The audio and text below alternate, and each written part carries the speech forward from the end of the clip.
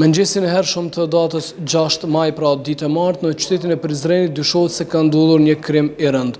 Babai dyshohet se ka sulmuar me thik dy vajzat e tij dhe si pasojë e plagëve të marra, vajza 15 vjeçare ka ndruar jetë në vendin e ngjarjes, kurse tjetra rreth 10 vjeçare po trajtohet në qendrën klinike universitare të Kosovës. Sipas prokurorisë së Prizrenit, është herë të flitet për motivet e kësaj ngjarje, megjithatë kryeprokurori Petrit Kryeziu konfirmoi se edhe viktima dhe i dyshuari janë shtetas të huaj, pra janë shtetas turq, dhe në këtë objekt po jetonin së bashku tash e 6 muaj. Megjithatë, sipas Kryeziut, asnjëri prej këtyre antarëve të familjes nuk është evidentuar më parë në regjistrat e policisë apo të prokurorisë së Kosovës.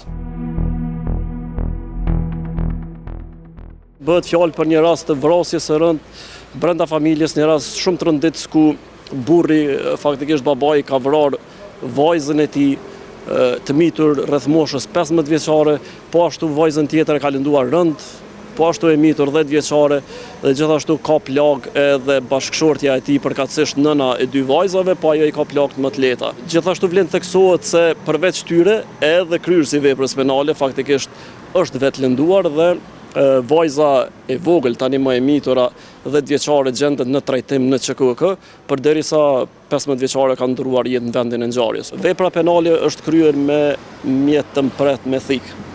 Faktikisht dyshohet që me të njëjtën thik janë kryer dhe janë lënduar 3 viktima. Kryeprokurori Kryeziu tha se ka informacione të cilat në këtë fazë nuk mund t'i ndajnë me publikun. Motivet ende nuk i kemi të qarta, kemi disa informacione të cilat nuk mund t'i ndajnë me opinionin.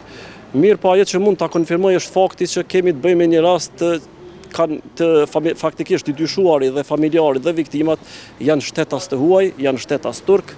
Është hera parë që janë në evidencat policore, pa dyshim edhe prokuroriale, sepse nuk ka të kaluar kriminale personi, nuk kemi të evidentuar as ndonjë raportim që ka pasur ndonjë dhunë familje, pas ndonjë vepër tjetër penale.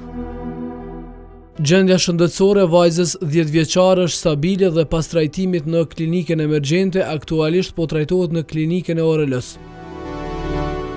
Për vrasjen e rënd në Prizren ka reaguar gjatë ditës edhe presidenti i Kosovës Vjosa Osmani dhe ministrja në detyre drejtësisë Albulena Haxhiu. Presidenti Osmani tha se shtëpia nuk duhet kurrë të kthehet në skenë krimi.